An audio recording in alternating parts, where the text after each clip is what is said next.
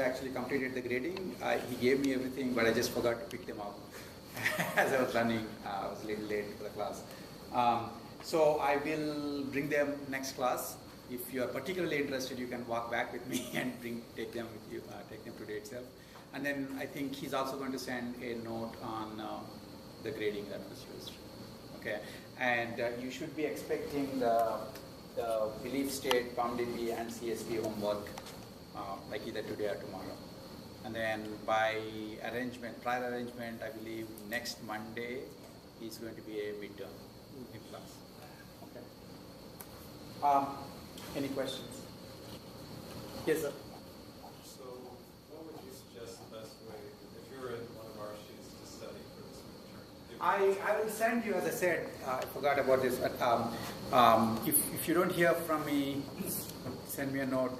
I will send you a couple of questions, that sort of give you an idea of the kind of things I'll be asking for.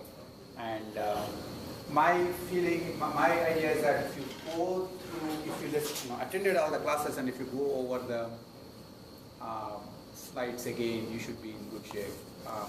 I'm mostly trying to, as I said last time, I'm mostly trying to make sure that people have not completely missed understanding, completely misunderstood everything. That's what I'm trying to catch.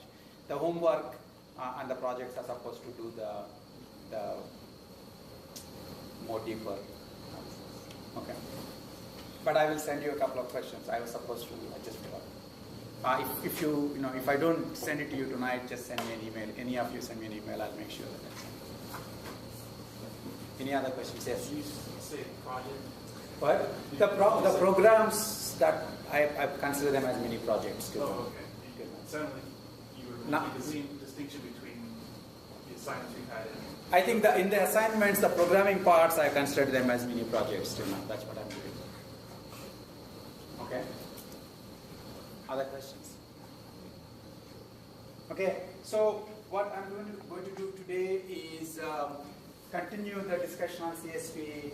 I think there are two pieces that I'll be doing today. One is, of course, on the consistency enforcement in CSPs that we just started talking about at the end of last class. And then after that part is over, then I will talk to you about, I mentioned that part of the reason to be interested in SAT and CSP is so that you can model other problems as SAT and CSP. And there are lots and lots of problems you can talk about. The specific one I will talk about is planning, classical planning. And I will spend some time talking about how to convert classical planning problems into SAT problems and CSP problems. Okay, that'll give you an idea. And in general, as I mentioned in the first class on CSP, there is, of course, if you consider something like integer programming, for example, people essentially, most of the promise of OR graduates is that we know how to model your problems in IP better than you would be able to do. Okay, and so in fact, people do understand, in that community, for example, that modeling, given the same problem, there are multiple different ways you can write it into either IP or CSP or SAT, and some are better than others. So in the case of IP, that does get a lot of emphasis, but in CSP and SAT, people don't talk about it as much. But I will, with respect to planning, we will see some aspects of what are good versus bad modeling decisions in terms of, converting. So that we'll do that. Okay, so the specific problem that we were talking about last time is that CSP, what makes CSP problems hard to begin with, okay? And one idea is that if you don't have to backtrack, then the problems must be easy. Okay, so now why do you have to backtrack? You have to backtrack because if you go back, so something like this, so you have to backtrack from here because the value you gave for X, and then you gave a value for Y, then you gave a value for B, then you gave a value for U, and then when you gave a value for U, you could not give a value for W, finally, because of which you had to backtrack.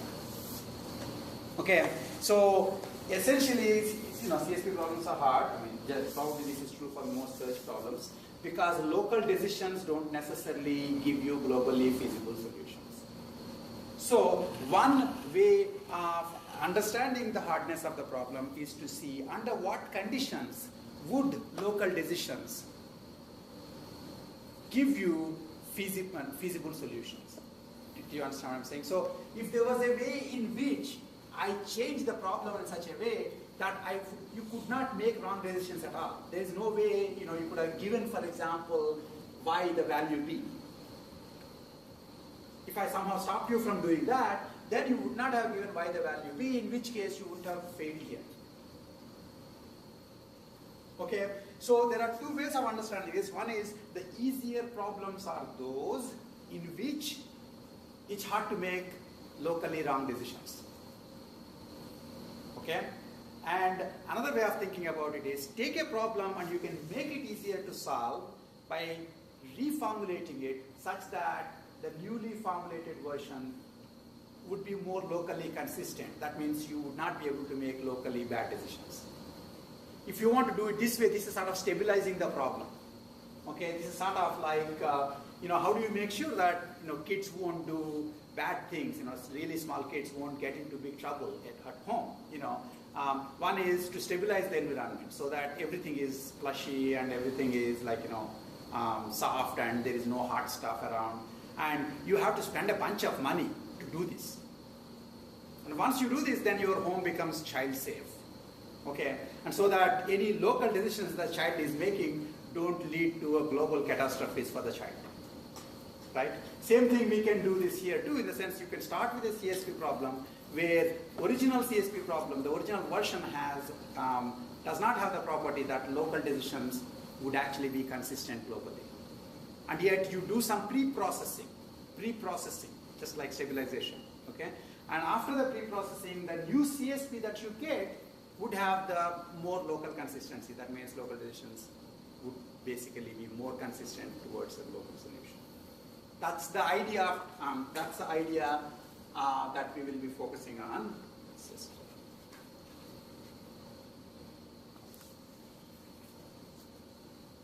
Okay, that's the idea we will be focusing on. To do this, first you have to understand that. Remember, I'm saying reformulating a CSP problem.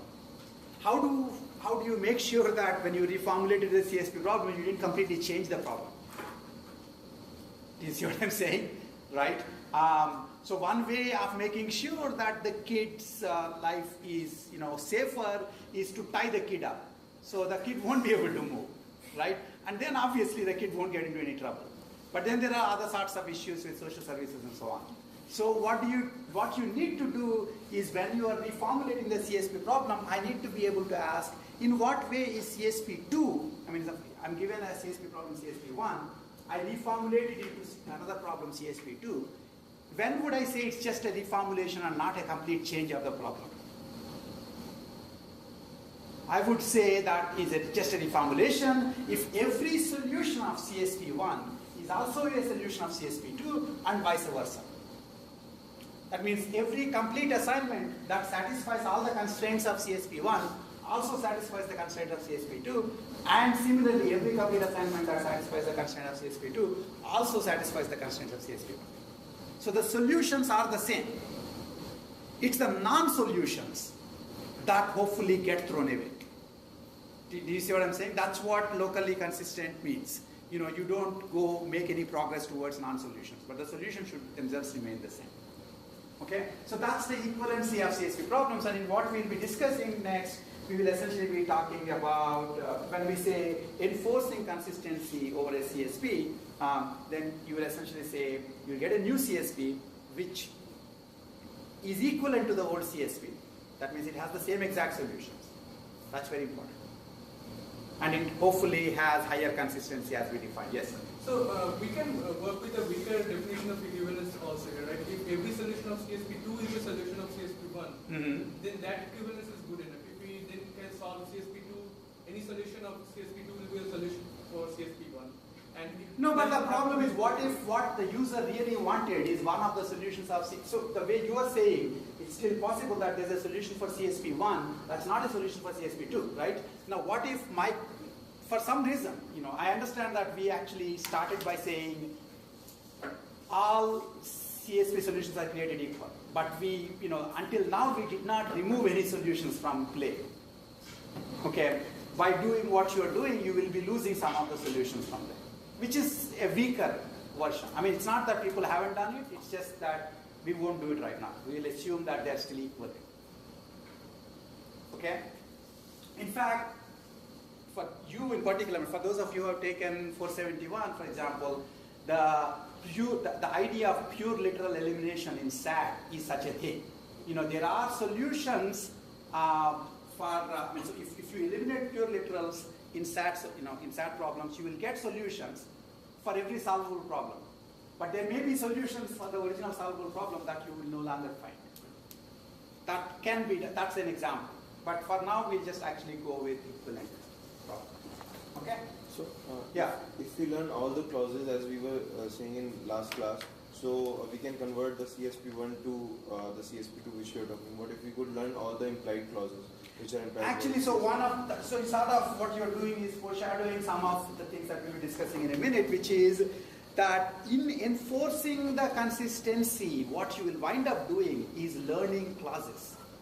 Okay, so those clauses can either be learned, so the difference winds up being, if in the case of learning, you will first let the failure happen and then learn the clause so that you won't repeat the failure. In the case of pre-processing, you will just go ahead and learn, derive this constraint, implied constraint upfront and put it in. You don't first let the kid get electrocuted once before you start putting, those plasticky plug things, which I still have in my home. I can't use any of my plugs because once upon a time my kid used VS Malgate. Okay, and I still can't use them because I put so many of those plastic things. But anyway, so there is this connection that, in learning you first let the failure happen and then learn the constraint. Here you're being over-eager. And there is a question as to what is the right computational thing to do. Should you let certain failures occur first and then remember those? Because that basically is more demand-driven. If those kind of failures are very unlikely to occur, why learn this constraint? Right? I mean, if you go to Ace Hardware and say we have a newborn kid, they will try to sell you lots of stuff. Some of which you probably don't need because your kid is not likely to do those. And so, you can wait to see, for those kinds of things. But the biggies, like, electrocution, probably you won't avoid. Anyway, so the connection between learning and pre-processing that's the connection. One lets the failure occur, the other just goes ahead and tries it. Okay, so this is a dense slide, and I want you to, carefully understand this. So the idea for what we are doing is basically, what does it mean to say a local constraint is consistent? Okay. What I really like to say is any local decision you made will never have to be backtracked on. That's just a binary idea. If that is the case, the problem can just be solved because you just basically do, one after other, you give the values for the variables and you're done. But you want to talk about degrees of consistency. To do this, we talk about the notion of K consistency. Okay, so a CSP problem by itself is considered K consistent for value of K between 1 to n, where n is the number of variables in the CSP. Okay, it's considered K consistent. Okay, so there are n variables, v1, etc. up to vn, and you would call it K consistent. Okay, if it is the case that you can take any partial assignment over K minus 1 variables. Okay, so you pick, let's say, for the heck of it, for now, you pick the first K minus 1 variables. But that's not required. I can put the last K minus 1 or the middle K minus 1. Any subset of K minus 1 variables. And I'll give them a partial assignment. I'll give them values. Okay, then you get to select the next kth variable. And I should be able to give a value to that kth variable without having to backtrack. That's what I mean by K consistency. Okay? Now, so what does it mean then? So a special case of K consistency is one consistency. And what is one consistency? If you start with no assignment, which is partial assignment, which is empty, you should be able to give me, if you give me any of the variables, any of the n variables, I should be able to give them a value. If I can't even give a value to any of the variables, then I'm not even one consistent.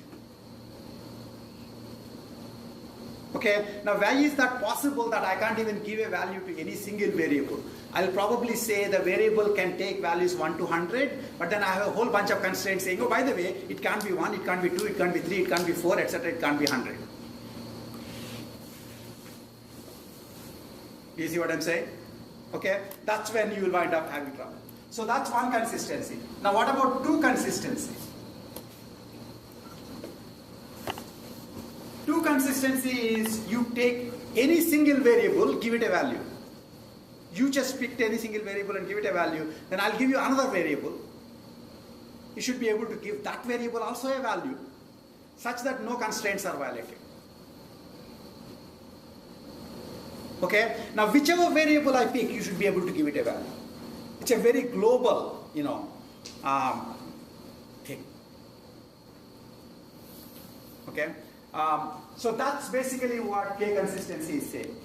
Now, K consistency notions, in the very beginning of CSP discussion, we talked about binary CSPs versus non-binary CSPs. Binary CSPs are ones where all constraints are binary.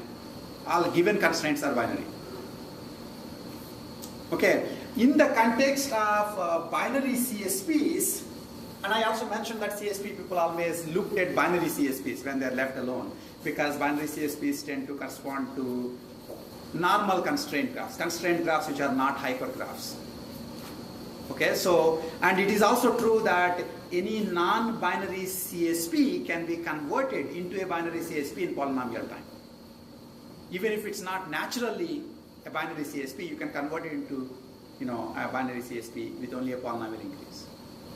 Okay, so if you are focusing only on binary CSP, then this one consistency and two consistency have special names.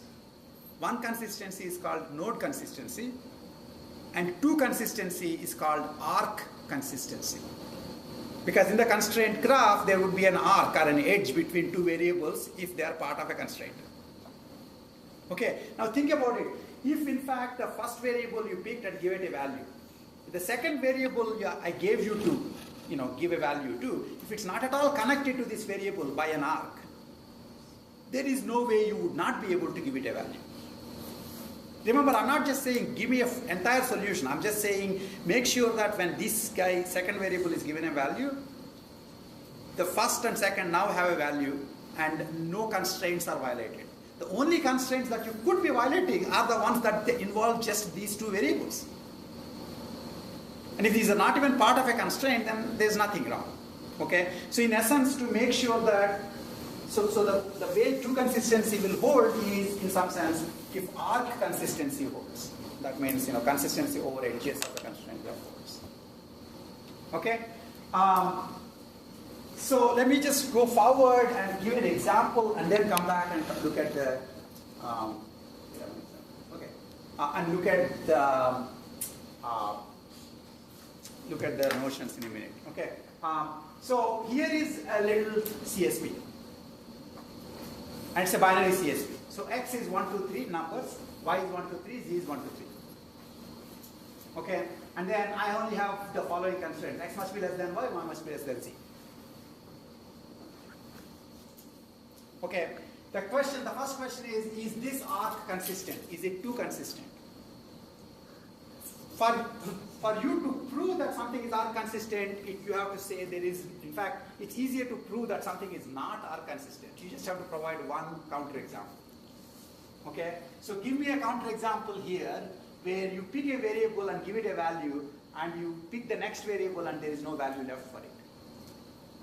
So for example, if I pick 3 to x, right? If I said x equal to 3, and then I asked you to pick y, then you don't know how to give it a value. Okay, that's why it's not, that one example, that one counterexample shows this CSP is not arc consistent. Right? There are many other examples, but in this case, definitely that. Now you might say, well, why you could have picked 1 and then I would have given a value for y. Yes, but do you know in your search you would do all the right things? Right? And so anything you do, so the idea of stabilizing the home is that whatever the kid does, they will still not get into trouble. The idea of stabilizing the CSP is whatever you do locally, among the choices you have, you will still not get into any trouble in terms of backtracking after the second variable. Okay? So now what's interesting is that this by itself is not arc consistent. And what I can do is I can pre-process this such that it becomes arc consistent, obviously, right? What I could do is essentially, here is a CSP which is arc consistent and it's equivalent to the top one, right? And you can also see why it is a good thing to do. If you could do this, if I can somehow convert this into this, then there is no search left. Because every local solution is just, basically there are no bad local solutions. So in this particular case, the CSP is of the form such that right after arc consistency, the problem itself is solvable without backtracking. This is not always true. In general, you may need to, if you have an n variable CSP, and all you have is 2 consistency, that doesn't necessarily mean that you will have backtrack research. You just avoid some of the backtracks. Okay? So in a minute, you can start thinking in the background as to how could I have gone from here to here. You will need to do some reasoning. You need to essentially consider possible values for every possible assignment of x, for every variable that is connected to it, ensure that there is still a value left for it. If not, remove it from who? So here, consider x, right? I have to think in my head, so if x equal to 1, can I still, and if I pick y, if I pick z, no problem, because z and x don't take part in any constraint. So only thing I really have to consider is y, because y is connected to x. Okay? If I pick x equal to 1, will I be able to give a value for y? Yes. If I pick x equal to 2, will I be able to give a value for y? Yes. If I pick x equal to 3, will I be able to give a value for x, y? No. So now I need to remove. What do I need to remove? I need to remove 3 from x so that I will never ever actually pick x equal to 3. Okay? So I would have removed x equal to 3.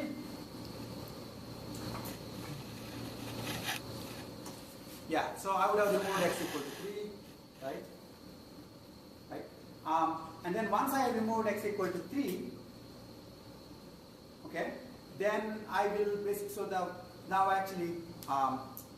so I will basically do the same thing for y now. And in fact, first of all, I can also just do y and z. Y, if y is 3, will z have a value? No. So I can remove 3 from y. Okay. Now, if y equal to 1, so you have to basically, let's see what else happens here. In this case, if y equal to 1, what goes wrong?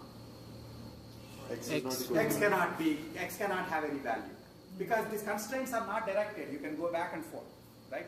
So if y cannot have the value 1 in its domain, because if y takes a value 1, x would not have a value. And similarly, z cannot have value 1, because if z takes a value, y won't have any values. Okay, and furthermore, z can't also have value 2, because if z takes a value 2, now that he only has 2 left, it won't have any value. Notice the iteration. You have to keep looking. Every time anybody's domain becomes reduced, then you have to look at every variable connected to that and then see if they can be reduced further. And when no more domains can be reduced, you will say it's arc consistent and you're done. Okay, and you can see that in general, enforcing k consistency takes time k square. I'm sorry, yeah, I'm sorry, no. Enforcing K consistency takes time n power K. So 2 consistency n square, 3 consistency n cube, and so on. Okay? Yes? You remove the range of Z1 and 2, and then do we need to return to the X and then removing 2? Yes, that's what I'm saying. So you basically, anytime anybody's domain changes, you need to consider all the variables that are connected to it, and then run R consistency starting from there again, until there is no more change. That's what is R consistency enforcement. In general, K consistency enforcement is like that. So you basically take K minus 1 variables together and consider every Kth variable. Yes? Can these variables have different domains? Yeah. Then it's not always possible to promote into this? No. Notice the following thing. Suppose in the originally Z was only 1, 2. Originally Z was only 1, 2. What would have happened? I would have run R consistency. Z would have an empty domain. If Z is empty domain, you can say, I don't have to solve the problem. Were you wrong in saying that? No, you are not. Original problem was not solvable. You were just sort of, deluding yourself, saying everybody has values, so they can still actually take some values. No, they are not actually able to take any values because of the constraints. And when you enforce the consistency, what was a failure became obvious to you. What was the implicit failure became obvious to you. Okay, so in some sense, actually, one of the reasons people also do R consistency enforcement is if you ever get an empty domain when you enforce R consistency, then you backtrack.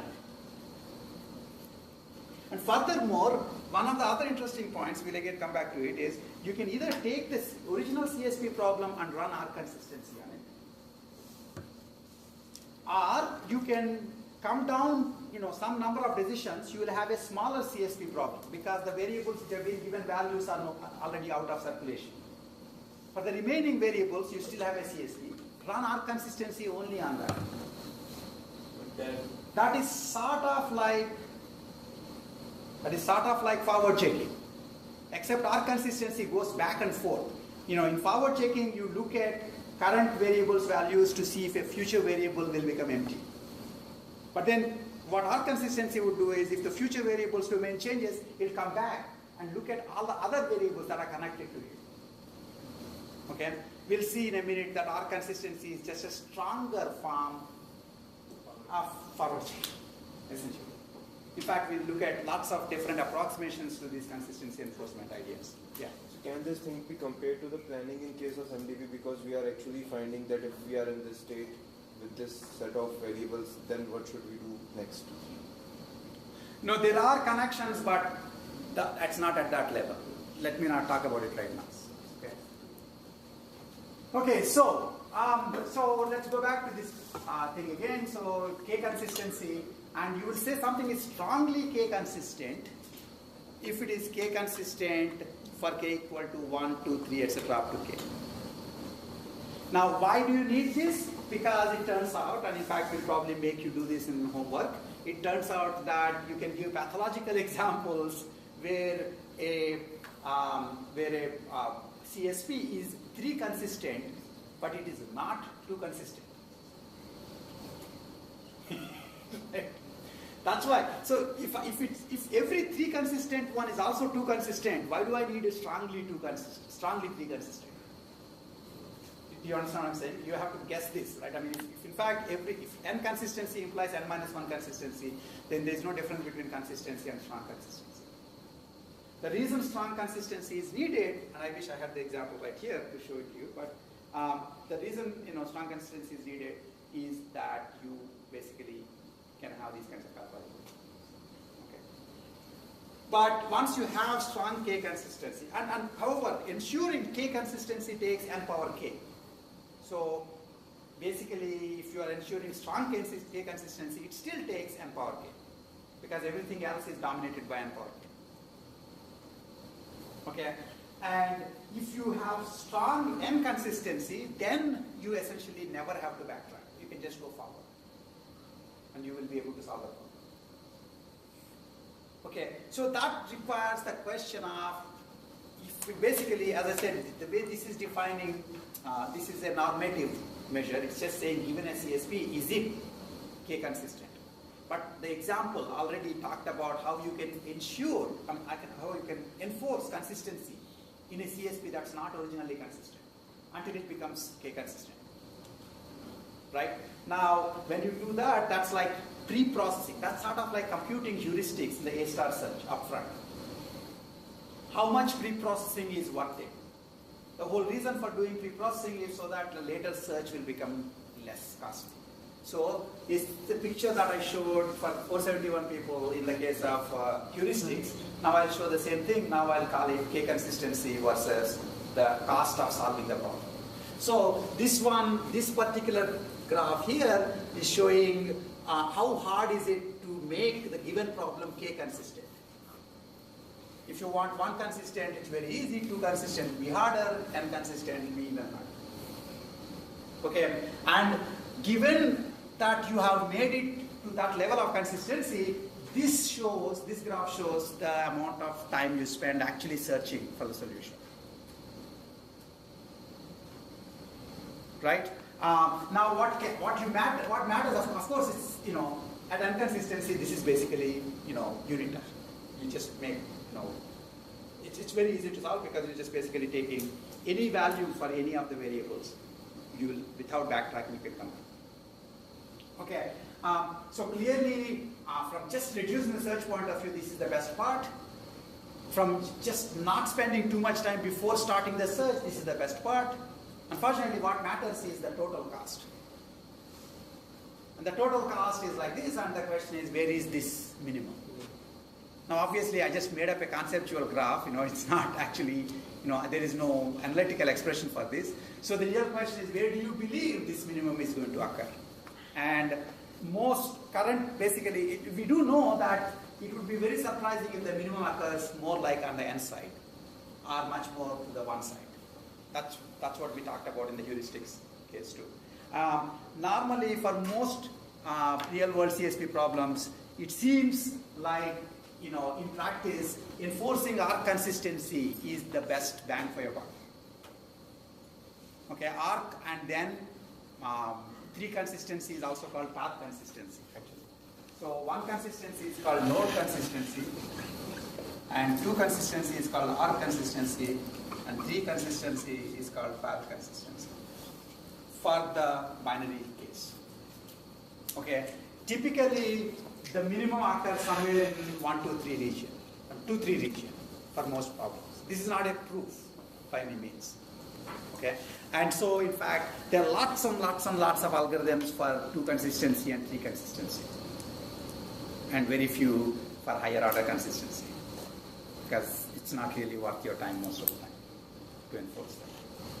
It's not that once you do that the search will be won't be lower. It is that the time you spent sinking in, making the consistency enforcement is not repaid by the reduced search. Okay. So that's the other thing. So the higher the level of strong consistency of the problem, the lesser the amount of backtracking. If it is strongly inconsistent, there is no backtracking whatsoever.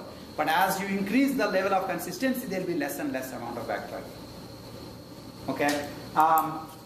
And we can improve the level of consistency of the problem, in essence, by enforcing consistency. Okay. Now, what actually happens when you enforce consistency? So, we showed this picture here, and when we enforce consistency, we got this CSP. Right? Okay. But really, what happened there?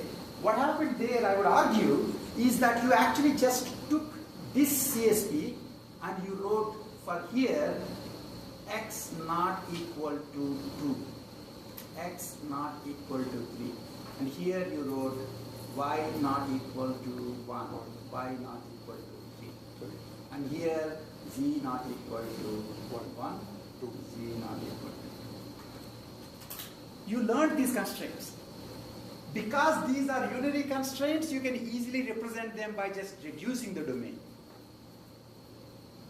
If you did 3 consistency, what do you think would have happened?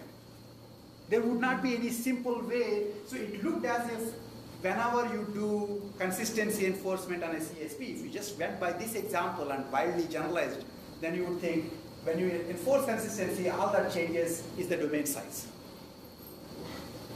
Right? But that doesn't make sense for tree consistency. Because when you have tree consistency, what we are saying essentially is things like if x equal to, in the case of tree consistency, you would be saying things like if x equal to 1 and y equal to 2, there is no value for z. In fact, this is not made up. This is exactly the kind of problem we had in our old example. If x equal to a and y equal to b, eventually you're going to get into trouble because no value for w is possible. Right? So that constraint has to be taken into account. Now, in the case of domain reduct, if it is if it's two consistency, you can just reduce the domain size. Unary constraints are like reducing the domain size. But really what happens is you unearth this constraint, x equal to a, y equal to b. It was unearthed earlier on by first letting you fail and then explain the failure. In the K consistency enforcement, you just go ahead up front and do theorem proving to realize that given what you know, x equal to a and y equal to b is a no-go. That's just theorem proving. Okay? So, in general, what I want you to understand is enforcing K consistency involves explicating or making explicit the implicit constraints. Okay? And then, of course, you would not be allowed, once that constraint is staring in your face, then you won't give y the value b, because as soon as you gave x a value a, y couldn't be taking the value b because one constraint will be violated right away. Because you didn't give the value b to y, then you would not have to backtrack from w. So in general, consistency enforcement means writing down explicitly the implicit constraints. Okay, now here is an interesting question. Suppose you started with a binary CSP.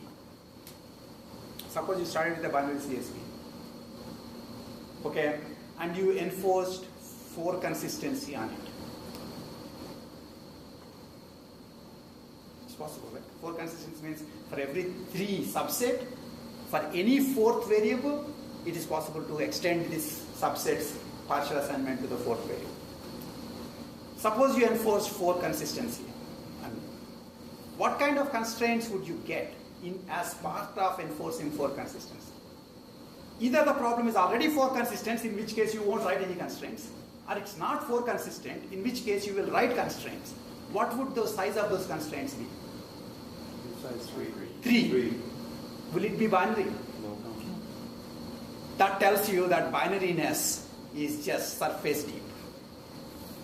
You see what I'm saying? You can start with natural constraints of a problem in a binary version, but then the moment you enforce consistency, you will start having all the implicit constraints come up, bubble to the surface, and those don't have to be binary anymore. And if you say, no, such thing is not possible, then I would say, well, really, your binary CSP must have been one of those easy to solve binary CSPs, because it's already 4 consistent. You see what I'm saying? So it can be solved. If it's already 4 consistent, then you can actually. So otherwise, essentially, you will wind up learning a 3-sized constraint, and that would make it non-binary. Okay, so that's another point to understand that this is not a problem for normal CSPs, NRE CSPs, where you allow any sized constraint, because then the new constraints can be also any size. Okay. K equal to 2 is the arc consistency. People spend tons and tons of time writing all sorts of different arc consistency algorithms. The funniest thing is, in databases, even now, you heard of join algorithms in 412, And yet, database people will still be finding every opportunity to write one more paper on a join algorithm, a new join algorithm. As if it's like, it's like never done, okay? And in CSP, every once in a while you'll see yet another even more efficient arc consistency algorithm. Because it's important enough and people care about it that they'll look for any improvements on the algorithm. It's polynomial, it's only n squared. Okay, the question is, that's just the complexity, and can you make it more efficient in practice? Okay. Now, the tree consistency, I might actually talk about it next time, but there is a particular type of CSP problems called temporal CSP problems, where all the variables correspond to time points. And the constraints between the variables are about how time points are related to other time points. So this time point is before this other time point. Or in particular, in fact, there are a set of CSPs where you will say here is x, here is y, and I would say 3, 5. That means the distance between the time point x and y is between 3 units to 5 units. That's called a temporal CSP. It's a specialized CSP. You can write this into normal CSP representation, but temporal CSPs have their own nice properties. Okay, and one of the interesting things is, in the case of temporal CSPs, arc consistency is basically useless because they'll come arc consistent already. And most of the time, the only thing that you'll wind up doing in temporal CSP problems is path consistency, which is tree consistency. So that's a classic example. That's one very nice example where you do actually do tree consistency. Any questions? Okay. So this is a bunch of points that I think should be clear by now because we actually talked about this. So enforcing consistency involves explicitly adding constraints that are implicit. That's what we'll be discussing today. Okay. So in enforcing tree consistency, you will write a two-array constraint, and you're just unearthing them. Okay. Domain reduction is just really a special case. It would happen when you're doing two consistency. When you do two consistency, you get one-array constraints. One-array constraints can be written as domain reduction. Okay? So in fact, I would say, as somebody said, who was it who was saying, can they have different domains? Yeah, so I would say in general, let's say everybody has the same domain.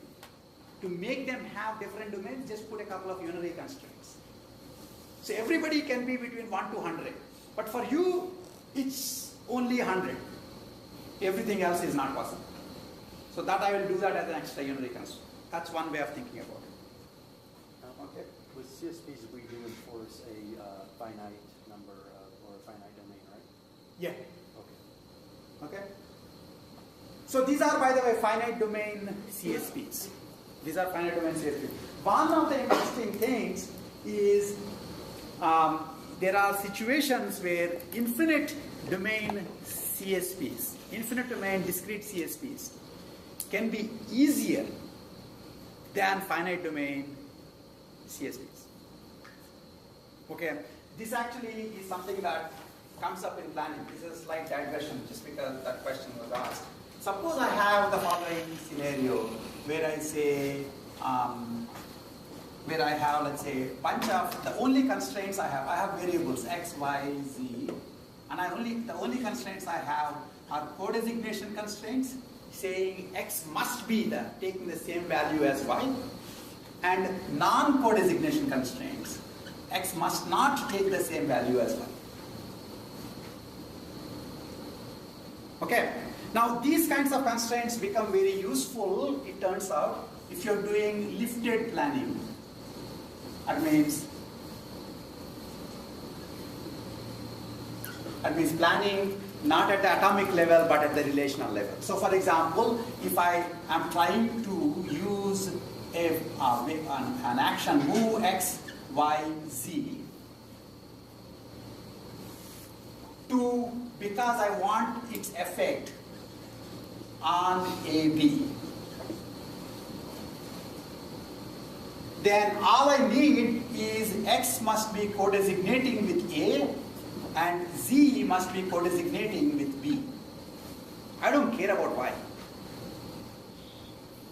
So take x, if x is a, take a from wherever it is and put it on b, that's it.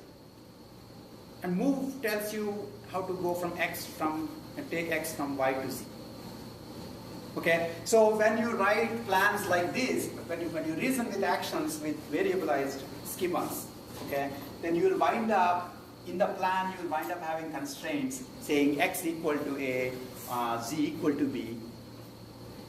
Okay, and also when you are regressing, for example, you'll notice, for example, that when you remove x from y, y becomes clear. By the way, I'm just assuming you know Bloch's word. Okay, if you move x, here this is what this one is saying. Here is x, here is y.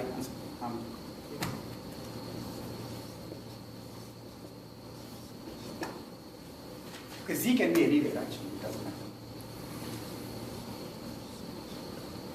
Okay, and move x, y, z says take x as long as it's clear. There will be a precondition on move. As long as x is clear, pick x, put it on top of z as long as z is also clear. And it doesn't really matter where x is sitting. And if my goal is on a b, okay, then all I need to know to make sure, so think of the regression. If you are regressing on a b over move x, y, z, on this side, I will say x must be equal to a, y must be equal to b. I'm sorry, and z must be equal to b. Furthermore, suppose I also have a goal which says not clear d.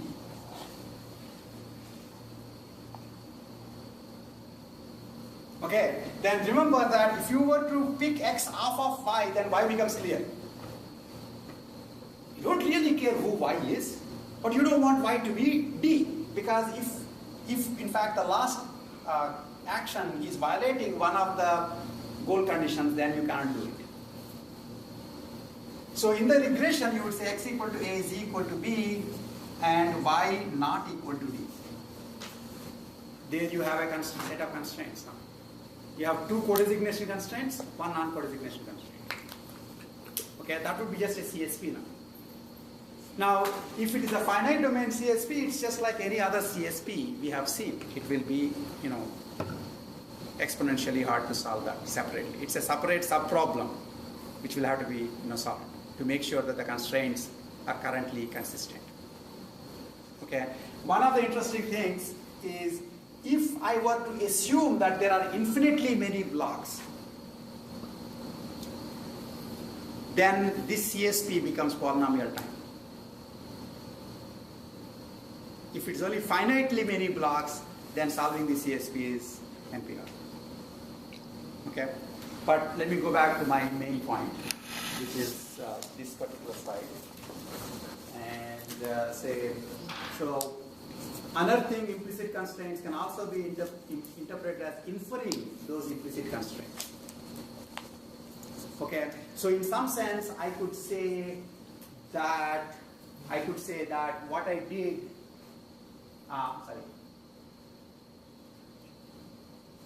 I could say that what I did here, when I went from here to here, using the constraints here, I was able to derive that x must not be equal to 2, x must not be equal to 3 as theorems. And from the propositional logic, you know that that's just inference. And so consistency enforcement basically is doing limited amount of inference.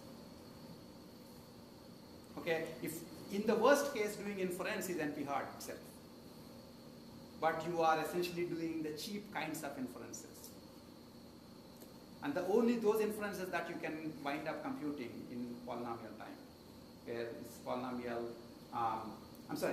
Only the kind of inferences that you can compute. If you are doing R consistency, you are doing it only in polynomial time because it's n squared. Okay.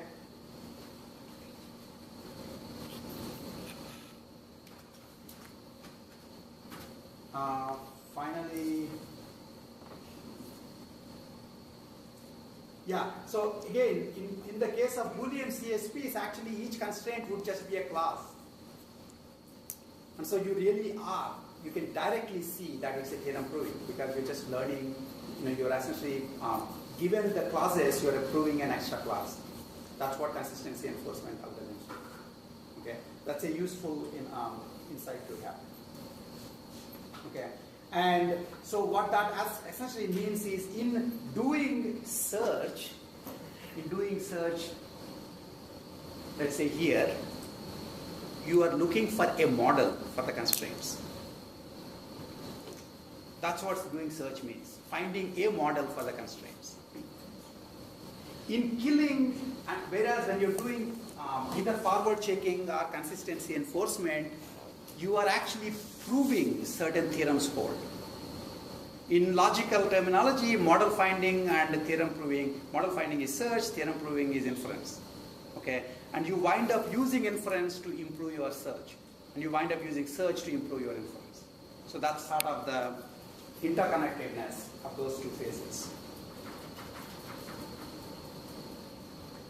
Okay, and that's what that yin and yang thing is saying. Okay.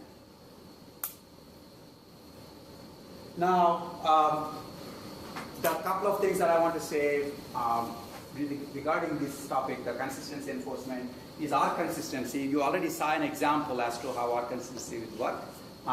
In fact, there are bunches of algorithms. One well-known algorithm for R consistency is this AC3, R consistency number 3 algorithm. And all that does essentially is it keeps track of, originally it has to process every edge. And then anytime anybody's, even after an edge has been processed, if one of the variables connected to that edge has changed its domain, then you put it back into the queue.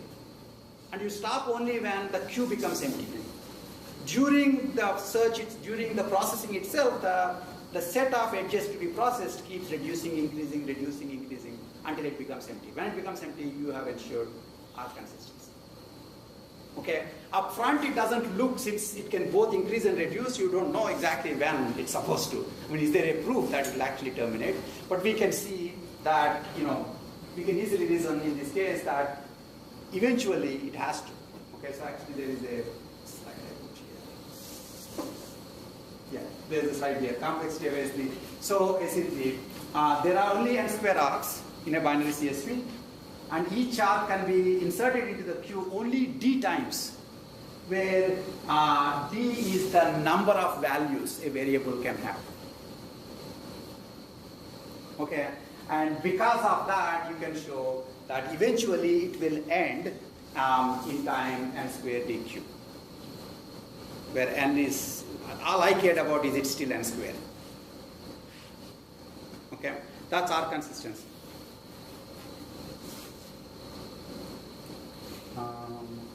Now, the interesting thing about our consistency versus forward checking, actually there is a, okay, this is another slide that I hope you will understand. Actually, let me do this first. So, we looked at our consistency, which is only, the cheapest of the K consistency algorithms, and then we looked at an algorithm for that. In general, one issue is, since K consistency takes n power k, it's too costly to do it as a pre-processing. So one idea is, what if I don't make it fully K consistent? Somehow I make it partially K consistent. So approximate the notion of K consistency itself. And there are two ways in which you can approximate the notion of K consistency. Okay, two ways we'll talk about. One is what's called the directional K consistency, which is a very useful idea. And all that says is, given a search algorithm normally has sort of, it has an order in which it is working on the variables. So it probably gives, let's say, x1 to x100, and you want to go in the direction x1 first all the way to x100, then in K consistency, you will only take x1 to x10 and then try to extend it to x11 onwards. Do you see what I'm saying? So the set of variables that you would be extending will always be, will not be any subset of k variables. Will not be any subset of k minus 1 variables, but only be the first k minus 1 variables. Okay? So there is a constraint on the variables that you would actually care about. And that means that it's easier. So something can be directionally consistent, but not non-directionally consistent. It will be cheaper to enforce directional consistency. Okay, so all I'm saying essentially, I don't know whether I said it correctly. I'll come back here in a minute, but I don't know if I mentioned this correctly, but okay. So all I'm saying is, if this is my order in which I'm looking at the variables, I would say it is too consistent if in this order, picking any two variables and extending it to a future third variable is possible. Then it will be three consistent. Okay? Because you don't consider every possible order, right? So that's the notion of directional consistency. And directional consistency is cheaper than non-directional consistency. The other approximation that we'll try,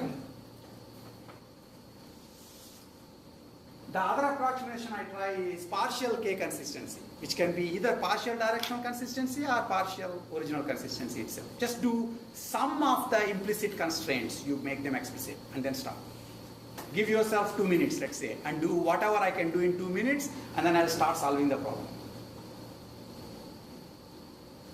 Okay, and an example of that is actually forward checking. Forward checking only does directional consistency. First of all, it only looks at the future variables, not the past variables. And it only does one pass. Just changes the future variables domain, and then once you change the domain, you stop. You don't consider now that their domain has changed, somebody else, again, further in the future might change too. You don't do that. You wait until you get there. So forward checking does even less work during pre-processing phase. Yes? So for the directed arc consistency, it may happen that after running that algorithm, one of the variables is having a null domain, but maybe that's because of the order that we have chosen. If we consider the undirected case, the arc consistency, then maybe that problem is solved. Yeah, but all I care about is if there is a null domain in any single order, then the problem cannot be solved. Remember, during the search, we never backtrack on the orderings of the variables. Right? It's a good point to worry about. Okay, but if a directional arc consistency finds an empty set, then you know that the problem cannot be solved. Okay, because every order should be possible. That's why we actually wind up picking the variables that are hardest to please and giving them a value first. Because if you can if you can prove that this can never become satisfied, then you don't have to solve the rest of the problem. Yes? So in the XYZ one, if we start with Z and if we give variable value as 1. Okay, that's what we're going to do now. Okay. Okay, so this is all three examples together. So XYZ case, this is your arc consistency. Okay, this is directional consistency where I'll assume that the only order is X first, then Y, then Z. Okay, so all I care about is values of X must be consistent with Y and Z. Values of Y must be consistent with just Z. And values of Z doesn't have to be consistent with anybody. Right? So directional consistency will give me this. Notice this is equivalent to this is equivalent to this. They all have the same set of solutions. But clearly, if you change your mind about the order of goals, then this will miss some of the backtrackings that you will still do, whereas this guy would catch all those backtrackings. Okay? So as long as we stick to X first, then Y, then Z, this will work fine. And then finally is the forward checking, where you only care about, of course, forward checking already is directional, right? Because there is an order of variables. You only care about the future variables. Except once a variable's domain changes, you don't then go forward from that domain onwards. You only consider how the current and past variables affect the domain of the future variable. That's it. If now that the domain of the future variable is become, instead of 5, it's become 3, normal arc consistency or directional consistency will go forward on that to other variables. Forward checking won't do that. Okay? So forward checking is actually used, so you could actually use either this or this or this as in the place of forward checking. And if you use this, you are spending a lot more time per node, and hopefully you would do less backtracking. Okay? Yes? In that example, y should be 1 and 2. Which one? This DACP. Directional arc consistency. What do you mean 1 and 2? So because basically the only value of x that is not feasible with respect to giving value for y is 3. That's it. And for y? So for only value of, okay, so let's see, for then, okay, that's a good point. Actually, so 3 would go for y. And then actually, Why should be 3 2, will 3? go for y. That's the only thing that goes. Yes, 1, 2 should be there. Yeah, 1, 2 should be there. Yeah. And for x, 2 should not be there, right? No, we are not backtracking, so 2 will be there. Well, that's Yeah, this one. Or- X will 2 will still be there. So basically, in directional consistency, you are saying, given x, given a value for x, and only one of the future variables according to the order. Yeah, but if x is 2, then there is no value for y, right? I think No, but x equal to 2. Let's see, one second.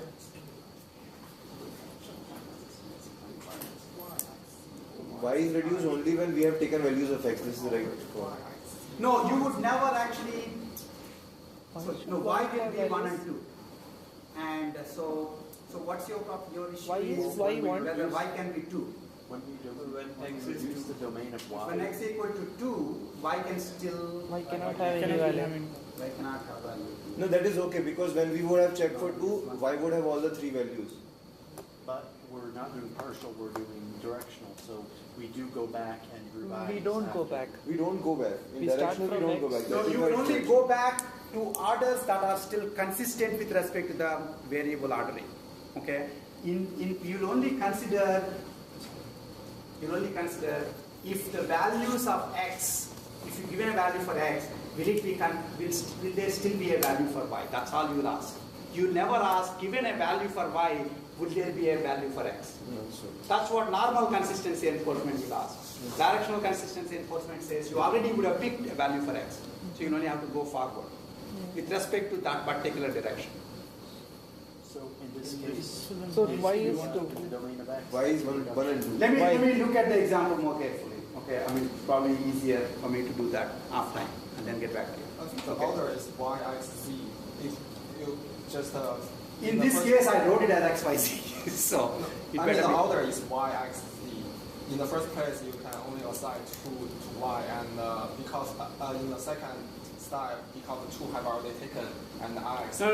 I mean, no. That is. It's not. I'm not trying to solve the problem. I'm trying to say if I decided my the direction is the permutation on x, y, z is x first, then y, then z. Then what? How do you ensure consistency with respect to that direction? Okay. Whereas normal consistency says for any direction it should be consistent. Okay. Let me go back to. If you have any questions on this example, please hold. No, I'll get back to you on that because it'll be easier for me to debug it, not online but offline, and then get back to you. Okay. But the following insight is true, which is that directional consistency essentially winds up leaving more values in the domain for the arc consistency, for the 2 consistency case. Okay, so directional 2 consistency leaves more values in than normal 2 consistency, and the forward consistency leaves even more values in.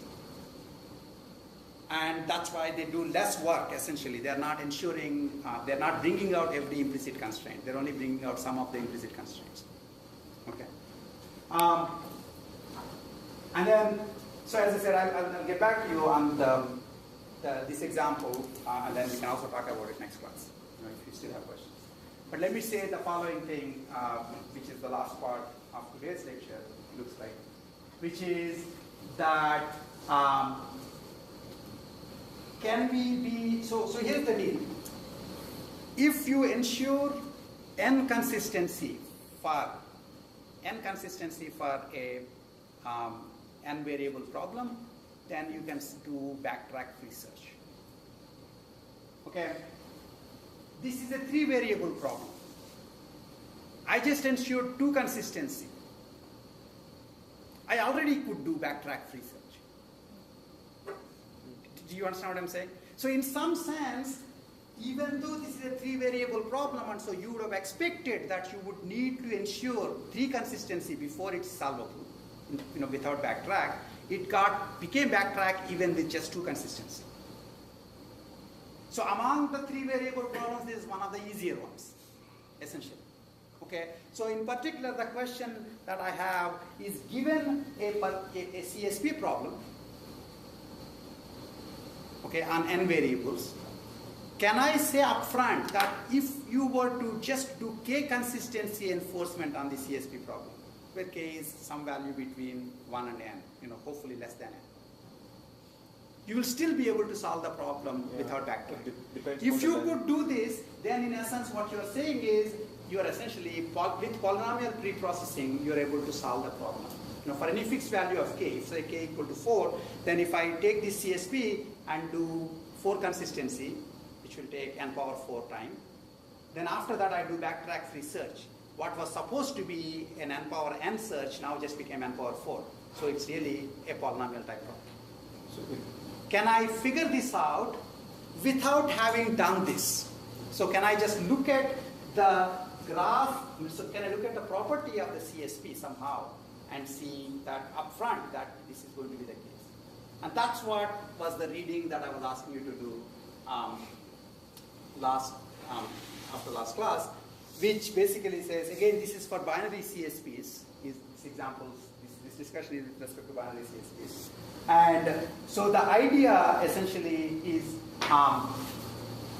given a constraint graph, in this case, binary CSP, so it's a normal graph, then you talk about these notions of induced width, which we'll define in a minute, and you also read them.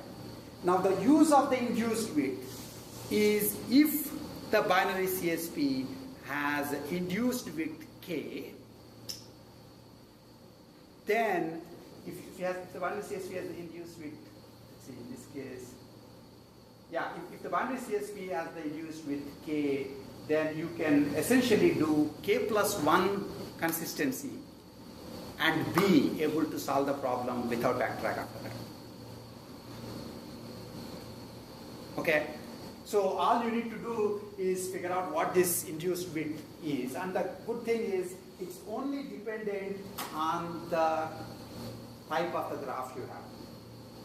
Okay, and you basically talked about, given an ordering of the nodes, again notice this, by the way, the consistency that I care about really is directional consistency, because we'll see that induced width is with respect to a particular ordering. Over all the orderings, you pick a ordering with respect to which you compute the induced width. And so what this one is, what this example is showing here is you actually put this graph, you just lay this down here, and in an order A, B, C, D, E, F. Okay, and then basically it's the same graph. I just put A, B, C, D, E, F, in a line order, and then all the edges in this graph are here too. Okay, now the width of this particular graph is the largest number of parents any node has according to this ordering. Okay, so for example, in this ordering, B has only one parent, C has only one parent, D has only one parent, E has 2 parents. Right, because E winds up having 2 edges coming in, 2 parents. Okay, And so the width of the node is the number of its parents, and